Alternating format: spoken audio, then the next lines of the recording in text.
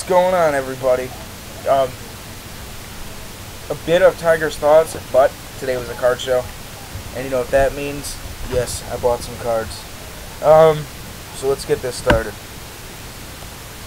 A guy there who's a good buddy of mine, he was selling some vintage base, 90% off Beckett value, and let me tell you, some of these cards I got are amazing.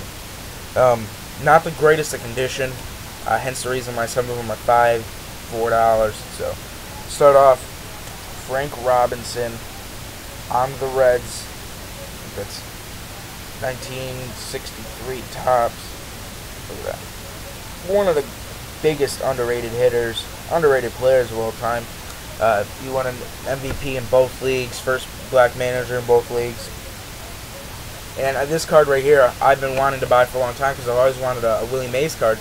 And there were some other ones there, but they were a bit out of my price range, even with 90% off. You know, there's a couple there in really bad shape for like 25. You know, there was a 62 tops there that I wanted, but 72 tops, Willie Mays, last year on the Giants. Next year would be his final year with the amazing Mets. This card's in good damn condition too. Still not bad centering. Corners are pretty decent. Got a little bit of wear on it.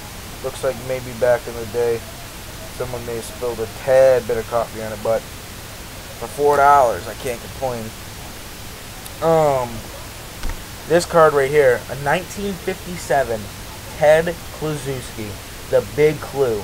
I don't know if half the people that are going to be watching the video, if you're a bit older, you'll remember who Ted Kluszewski was. But for 5 years in the 50s, what year was it? 53 to 56, there was no better first baseman in the major leagues at that time. The Big Clue. I mean, look at that dude. His arms are, I was reading a story about him. His arms were so big that he cut his own jersey sleeves because he said it slowed down his bat speed. The MLB ended up making him put sleeves back on. A few years later, they actually used the reason why they made that rule that you have to have sleeves on is because of him. But I mean, the coloring on this card's great. The corners aren't bad. I mean, they're not the greatest. The centering's surprisingly good. But this card right here, this card pretty much made my whole day. I wanted this card for a long time. The Big Clue, man. You guys all know who Ted Kluszewski is. You should really look him up. He was a great player. Injuries cut his career down for sure. He had bad knees towards the end. Al Kaline, solid card right there. He's a mid-60s tops. Yeah, 67 tops. Solid card. Corners aren't the greatest. They're good enough. Centering's not bad. Color's still solid on it.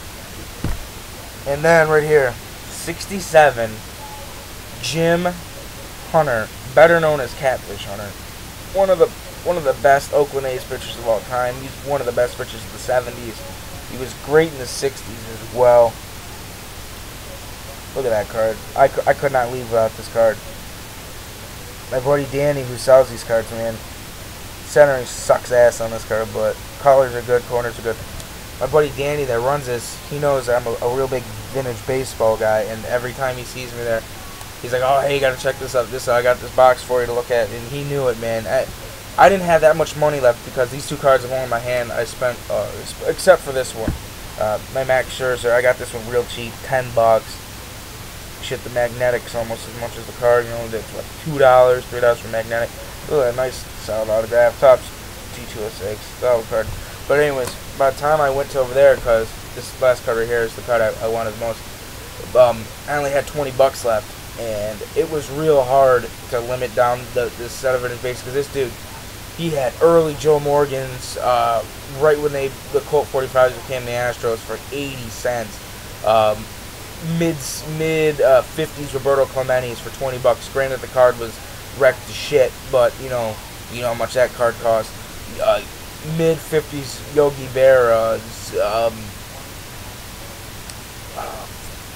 Jim Palmer's, Al Kaline's, Tom Seaver's, Brooks Robinson, Franks Robinson. I mean, he had Luis Aparicio, Gil Hodges, Johnny Pye. He had all these dudes. I'm sitting there, I'm putting these cards on a pile, and I count up the thing. I'm like, oh man, I got I got damn near $70 in vintage base here.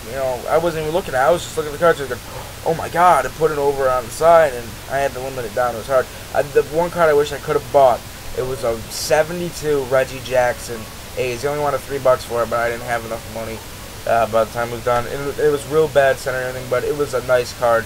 He still had the number 9 on. It was, real early Reggie Jackson. And then the card that I went there for that I wanted to get last time that I finally got, and I've been waiting for people to tell me if they had any Jacob Turner stuff, but no one ever PMs me or nothing. But I got it. Jacob Turner, rookie auto, USA card. Look at that beautiful card. In my last card video, I complained that I really wanted to get this card, but I ended up getting Miguel Cabrera over it. Well, he was the whole reason why I went there, and I got it all. So, quick Tigers thoughts. JV's towing the mound tonight for the first game of the playoffs against the Yankees. I think the Tigers are going to take it in 4. I think with the Pfister and Verlander pitching as solid as they are, and a good consistent offense behind him, and we got a bullpen that doesn't blow games late in games. Jose Valverde saved 49 straight this year. Joaquin Benma's been solid. Al Albuquerque's been good. Phil Coke's been pretty good in the later half of the season. I think with as good a consistent offense as we have and some real good solid pitching, we got the best pitcher in the majors this year in Justin Verlander and a great, number 2 in Doug Pfister. I think as long as Max Scherzer can stay consistent behind him, because I'll link my newest blog below. I just wrote a blog yesterday on keys to Tigers postseason success. I'll link it below. Read that. Austin Jackson's a big key. Max Scherzer's a big key. So I think we should be able to do it. But anyways, read my blog. It'll save me like 5 minutes of rambling. This video is already long enough. Just read my blog, and it'll have all my thoughts about it. Tell me what you think about the blog. Tell me what you think of the cards. So, go Tigers. Game 1 tonight.